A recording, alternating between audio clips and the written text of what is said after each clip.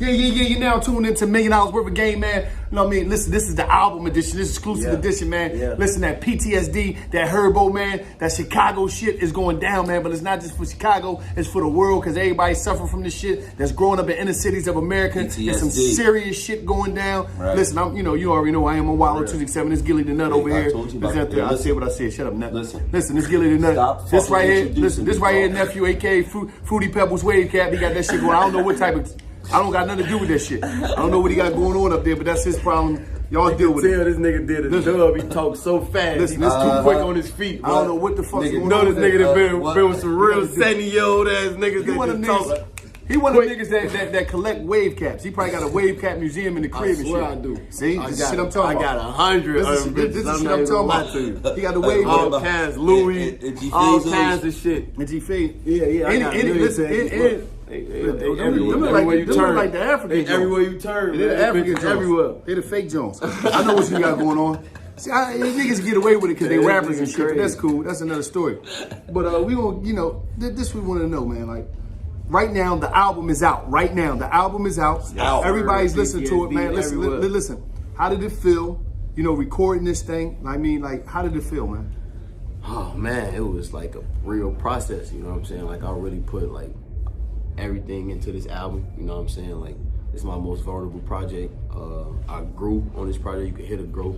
I'm addressing PTSD head on from so many different levels, you know what I'm saying? And making the album, I wasn't like, how sometimes you'll go in the studio, especially, you know what I'm saying? Like, you'll go in the studio trying to create a certain vibe, you know what I'm saying? Like, oh, I need a record, I need a club where I almost turn shit to that, you feel what I'm saying? I think I didn't do that with this project. I just went in and let everything come to me naturally. Like, I heard beats, and what I felt, I just said, you know what I'm saying? And it came out perfect. Let me say this, right? Because when I was a youngin', you ain't really hear rappers rap about depression and anxiety and PTSD, but now it seemed like the youth is really embracing that shit. You feel what I'm saying? Because when we was young, niggas rapped about getting the bitches, driving the cars, having the time of their life. You would have thought nobody was suffering from none of this shit in my head. You feel what I'm saying? But y'all really embracing it.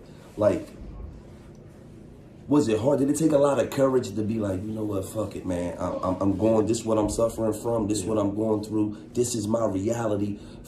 I can fake it off, because I got all the shit. I got the cars, got the jewelry, I got the jewelry, got a bad little spicy chicken tender. I give it to you. I told you, you won, nigga. You won. You definitely told me I won. Nigga, you won. OG told me I won. Nigga, you won the race. It's over, nigga. Nigga, the game. But, like, did it take a lot of courage for you? Was it easy for you? No, it definitely wasn't easy, because, a lot of times people would judge you on the outside looking in, you know what I'm saying? It wasn't easy to really, like, give people a part of me that you wouldn't have unless I told you, you know what I'm saying? And I think it was important to do that because a lot of people could relate to that also, you know what I'm saying? And while I just told you the other day, what coming from these poverty-stricken neighborhoods, 90% of us got PTSD. We just not talking about it. You know why? Because we it seemed like we conditioned to be tough and hard. And that's like a weak spot. If you say I'm hurting inside or I don't got it all together, or you a bitch ass nigga, you soft, you weak. That's how we look at it. We design. It seemed like we're designed to be like that. So when you hear the music today, everybody is talking. It's like, you hear people in their music seeming like they asking for help. I'm going through it. The drugs help me get through it, or whatever they might be talking about. And people be like, they always talking about drugs. People trying to utilize drugs to escape the reality of that shit that's going on in their head that they've seen. And a lot of times it be therapy for yourself too. People don't even realize, like, we be saying this when you on a song, you saying I'm hurting and this and that and the third. You not really trying to appeal to nobody. You really telling somebody that because we don't have no therapist, we don't have nobody to vent to, you know what I'm saying? Like, we don't have that coming from the hood, you know what I'm saying? So you really just be speaking your truth. Like, niggas really self-medicating. Like, niggas really took a perk when they homie died and it made them, like, relax. Right, chill, you feel me? You know what I'm saying? Not even fuck that shit, but like, you just thinking that whole part of your brain probably just blocked out now, you know what I'm saying? Niggas drink lean and you just relaxing. You feel me? Like, go to sleep. I don't be able to sleep. Because the reality is back to what Rollo said. People is trying to escape reality. Exactly. And I'm gonna keep it all the way real.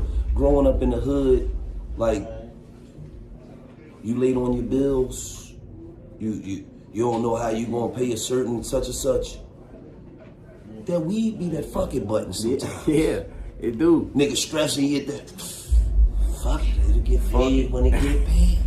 Sometimes that 40, that Hennessy, that whatever it That is 40 in your that choice. That's what I'm saying. Whatever it is in your choice.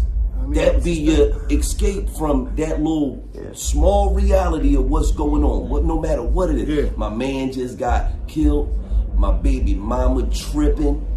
The bitch trying to put me on child support. She know I'm busted and disgusted right now. Motherfucker, whatever it is.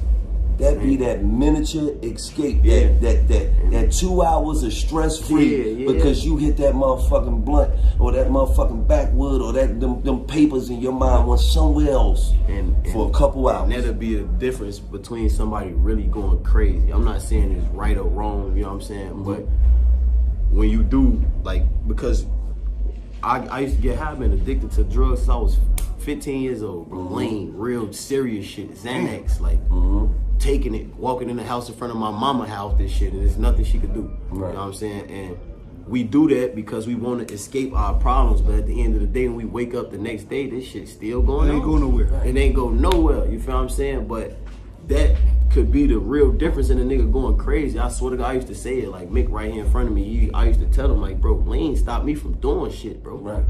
Doing crazy shit. Absolutely. Man, it calms you down, huh? Yeah. Absolutely. And this is another thing I wanna commend you on, right? Because this is something that happened off camera. You know, you smoking weed or whatever, and you know, you just said, just talking, man, I can't wait till I get off stage so I can smoke me something. And I just asked, so you don't smoke before you perform? And you like, no, you know, I gotta give my hour plus set. You know, man, I got to be on point for my fans. So that just showed me that at a young age, you take your shit serious. It's not all about, oh, the bitches, smoking some weed, being high, because these young niggas really think that all you niggas do is pop perks, take Xannies, drink lean, smoke weed, fuck bitches, and go to the studio and record. They think that's just a life. They don't understand the business side of it. The big sacrifices That too. and the minute sacrifices that a nigga make to be the person you are. You feel me? That's a small sacrifice. What artist ain't going on stage high? Most of them niggas is smoking on stage. They'll stop in the middle of a song, shit still playing, nigga, roll up, nigga. Fuck you doing, and I was once that artist, but I know that's gonna be the difference in between me. Like, it's important. I want everybody out there to feel me. You know what I'm saying? Like, I ain't trying to really take no shortcuts in this shit. I didn't take no shortcuts to get here. You know what I'm saying? And that shit gonna be there. Like, my opportunity ain't gonna always be there. I ain't never had a day where I ain't had no weed. But I don't always get opportunities like this. You know what I'm saying? Absolutely. So I take advantage of it. Absolutely. And I commend you for that, because a lot of youngins, they not on that type of time. So that just, for me, that showed me that, number one, you did a lot of growing up. Yeah.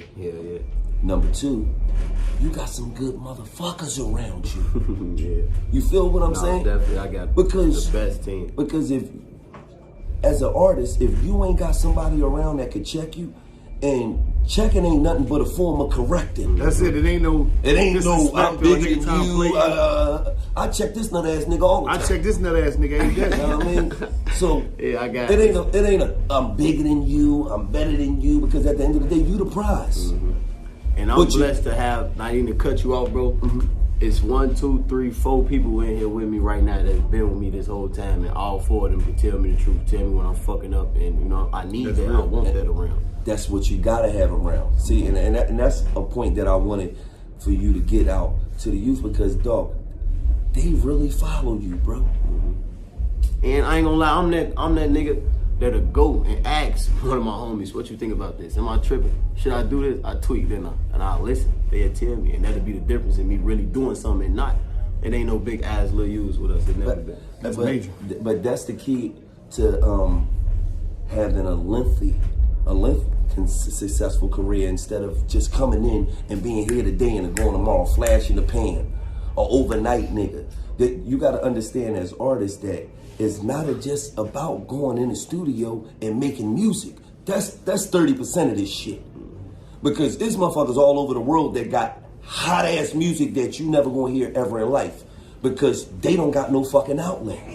Because they don't got the team that could say, okay, you cooked it up. Now we gonna distribute this shit to the streets. Because all of this shit is a process. You feel what I'm saying? Everybody can't go on the internet, do some shit, and get popping overnight. When you came out, the internet wasn't really as big as it is now, right? Yeah. No, of course not. Right. It was more YouTube, was just starting. right? Yeah, it was more YouTube. It was really pretty much only YouTube. Like, I remember me and my homies, we made our Instagram accounts and shit like that. You feel me? We all wanted to have a no limit in front of our shit. And we really took a vow that we not finna even take this shit that serious for real. Like, we not gonna really expose ourselves to that. You know what I'm saying? Let me ask you a question. Knowing that these youngins look up to you, right? How they do? Because I know the young niggas in Philly, these niggas go to war for you. You hear me? These niggas are, these motherfuckers love you, bro. I done seen that shit fucking for real with my own eyes. Like, what is the message that you trying to put out there to the youngins that's following you, that look up to you, that's like, I'm gonna be the next G Herbo? Man, I am one of y'all, first and foremost, you know what I'm saying? I come from humble beginnings. Everything you going through, I went through, you know what I'm saying? And you gonna go through some more shit and you ain't feeling the way you feeling for no reason, you know what I'm saying? Like, a lot of times we don't really look at life like it is what it is and what it's supposed to be. Ain't nothing in life a coincidence. I went through all the fucked up shit that I went through because it strengthened my armor plate. Right. You know, so don't run from it, you know what I'm saying? Like, know every day you were getting up, working towards something, even if it ain't adding up on the outside and everybody on the outside or the people around you don't really understand your vision or understand where you want to go in life. As long as you understand that and know when you working towards it every day, little by little, even before you see progress, even you know in your head that you making progress because you're doing something today that you ain't do yesterday, that's all you need. And that's going to get you to that next level. I'm telling you, you got to really trust your instinct, trust yourself, and don't not happen for no reason. Because it's been times where people around me didn't always understand what I was trying to do and how I was trying to do it. But I still did it, and it worked out for me and everybody who was rooting for me. That's deep. Now, you got a producer for Philly that we know, Dougie on the beats. Yep. Dougie on the beats. My dog. Talk to him then every day. Now, how do it come if I'm a producer out here and I'm trying to get, because everybody trying to get beats to you. What is the easiest way to get beats to you? How you go, how you pick your beats, your selection, before you get that vibe and you ready to go crazy? Mickey Music at Gmail, MIKKEY. music at Gmail. We checking that beat email every day. He gonna send me the fire and he gonna check it first and he gonna say this, you know, and I check it too, you know what I'm saying? So that's how you get me beats. Ain't like I said, ain't no big ass or little use. I never not do nobody beat and say, cause I don't know him. If he fire, we finna find out who the fuck this is right now. Because you know at the end of the day, it don't matter who make the fire in my hand. You feel what I'm saying? Like, put it in my hand, bro. Get the bitches to me. Hell yeah, get them right to me, and I'm gonna do what I do on that shit. So let's get into some other stuff. You know, some other shit. I watch you from afar, and I admire your relationship. Yeah. You know, you like the new, you know, you like the new J and B out there. Same shit. I be getting up in the morning like, man, what Gilly and Toot on right now, man? Hold on. Let me ask you a question. When y'all first got together, right? Mm-hmm. How was Fab's energy? He was checking my comes like G Herbo. I'm like, I let a nigga rap, but fuck no. G Herbo plays in my daughter. Yeah, he was checking. He had to check my energy. Like, hold up, we gotta go holler at that nigga, cuz he messing with knowledge. He had to check my energy, man, for sure. You know, he had to see how I carry myself first and how I carry her, and you can see that. You know what I'm saying? Even if I try to hide it or be something that I ain't, you still could tell that energy. You know what I'm saying? So right. It took for him to be around a couple times. We just spoke, shook hands before we really, like, you know what I'm saying, gained a relationship. I know I could hit him up and he could hit me up, vice versa now.